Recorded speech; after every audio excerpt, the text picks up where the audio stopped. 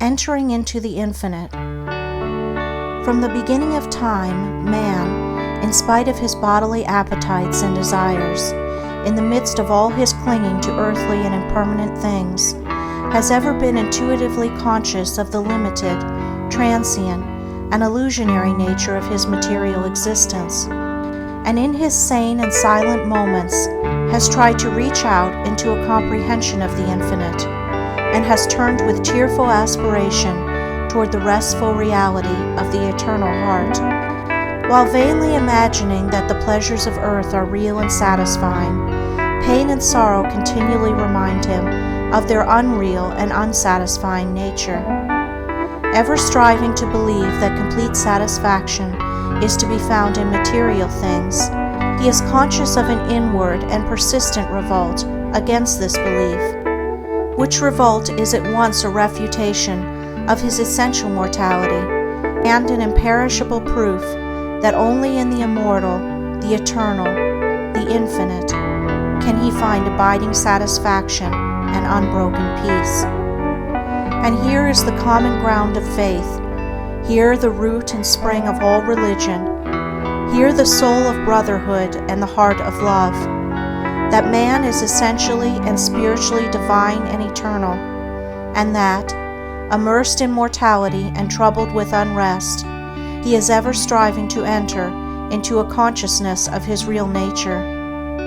The spirit of man is inseparable from the infinite, and can be satisfied with nothing short of the infinite, and the burden of pain will continue to weigh upon man's heart, and the shadows of sorrow to darken his pathway, until ceasing from his wanderings in the dream world of matter, he comes back to his home in the reality of the eternal.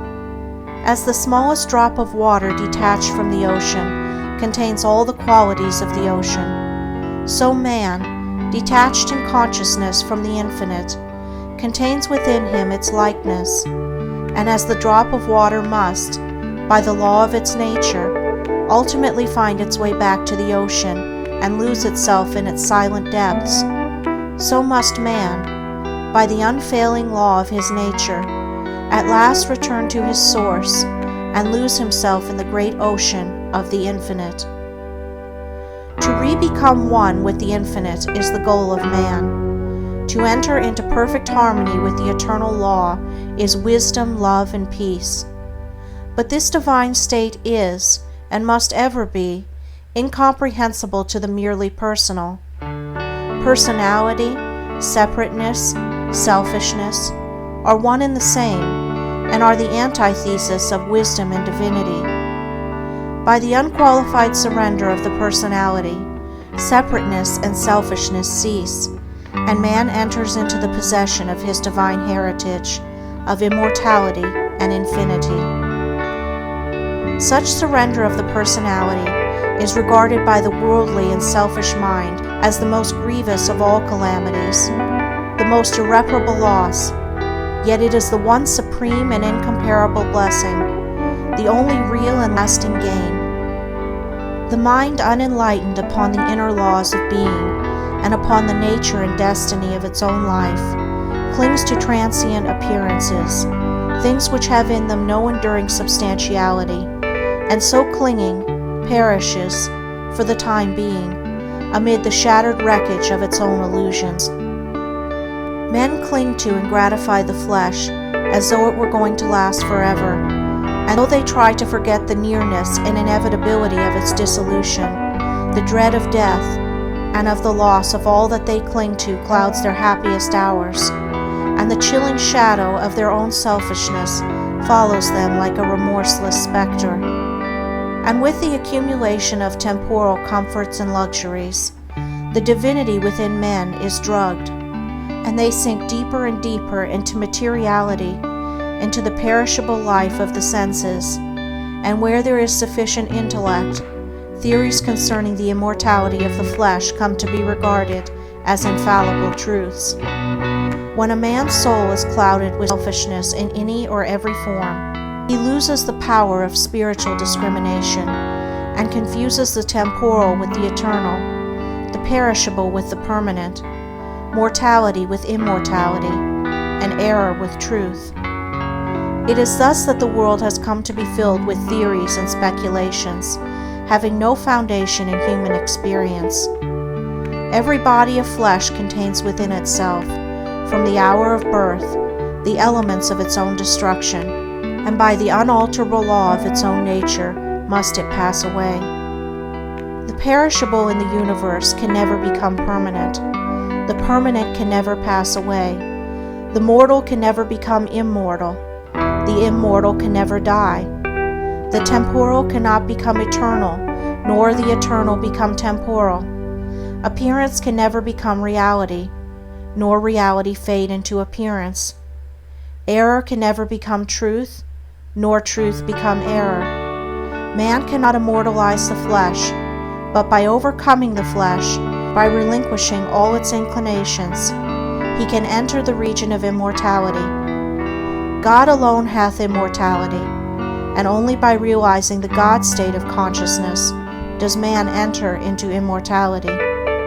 All nature in its myriad forms of life is changeable, impermanent, unenduring. Only the informing principle of nature endures. Nature is many and is marked by separation. The informing principle is one, as marked by unity. By overcoming the senses and the selfishness within, which is the overcoming of nature, man emerges from a chrysalis of the personal and illusory, and wings himself into the glorious light of the impersonal, the region of universal truth, out of which all perishable forms come. Let men, therefore, practice self-denial. Let them conquer their animal inclinations. Let them refuse to be enslaved by luxury and pleasure.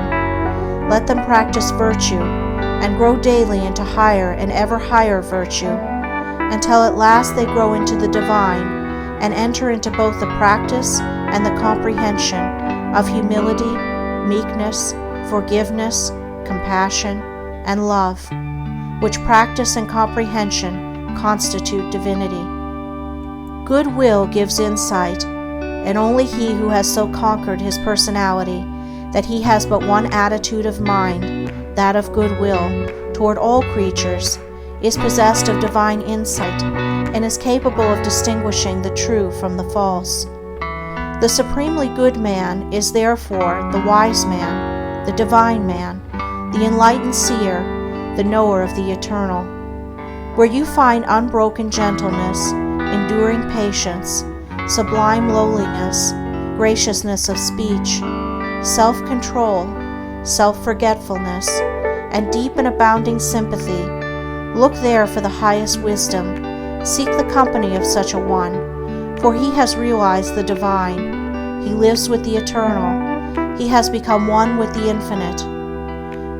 Believe not him that is impatient, given to anger, boastful, who clings to pleasure and refuses to renounce his selfish gratifications, and who practices not goodwill and far-reaching compassion. For such a one hath not wisdom. Vain is all his knowledge, and his works and words will perish, for they are grounded on that which passes away. Let a man abandon self. Let him overcome the world. Let him deny the personal. By this pathway only can he enter into the heart of the infinite. The world, the body, the personality are mirages upon the desert of time, transitory dreams in the dark night of spiritual slumber. And those who have crossed the desert, those who are spiritually awakened, have alone comprehended the universal reality, where all appearances are dispersed and dreaming and delusion are destroyed. There is one great law which exacts unconditional obedience, one unifying principle which is the basis of all diversity, one eternal truth wherein all the problems of the earth pass away like shadows. To realize this law, this unity, this truth, is to enter into the infinite, is to become one with the eternal. To center one's life in the great law of love is to enter into rest, harmony, peace. To refrain from all participation in evil and discord, to cease from all resistance to evil, and from the omission of that which is good, and to fall back upon unswerving obedience to the holy calm within, is to enter into the inmost heart of things, is to attain to a living, conscious experience of that eternal and infinite principle which must ever remain a hidden mystery to the merely perceptive intellect. Until this principle is realized, the soul is not established in peace, and he who so realizes is truly wise, not wise with the wisdom of the learned, but with the simplicity of a blameless heart and of a divine manhood. To enter into the realization of the infinite and eternal is to rise superior to time and the world and the body, which compromise the kingdom of darkness, and is to become established in immortality, heaven and the spirit, which make up the empire of light. Entering into the infinite is not a mere theory or sentiment. It is a vital experience, which is the result of assiduous practice in inward purification. When the body is no longer believed to be, even remotely, the real man, when all appetites and desires are thoroughly subdued and purified, when the emotions are rested and calm, and when the oscillation of the intellect ceases and perfect poise is secured, then, and not till then, does consciousness become one with the infinite. Not until then is childlike wisdom and profound peace secured. Men grow weary and gray over the dark problems of life, and finally pass away and leave them unsolved, because they cannot see their way out of the darkness of the personality, being too much engrossed in its limitations. Seeking to save his personal life, man forfeits the greater impersonal life in truth. Clinging to the perishable, he is shut out from a knowledge of the eternal. By the surrender of self, all difficulties are overcome, and there is no error in the universe, but the fire of inward sacrifice will burn it up like a chaff. No problem, however great, but will disappear like a shadow under the searching light of self-abnegation. Problems exist only in our own self-created illusions, and they vanish away when self is yielded up. Self and error are synonymous. Error is involved in the darkness of unfathomable complexity, but eternal simplicity is the glory of truth. Love of self shuts men out from truth, and seeking their own personal happiness, they lose the deeper, purer, and more abiding bliss. Says Carlyle, "There is in man a higher than love of happiness. He can do without happiness, and instead thereof find blessedness." Love not pleasure, love God. This is the everlasting yea, wherein all contradiction is solved, wherein whoso walks and works, it is well with him.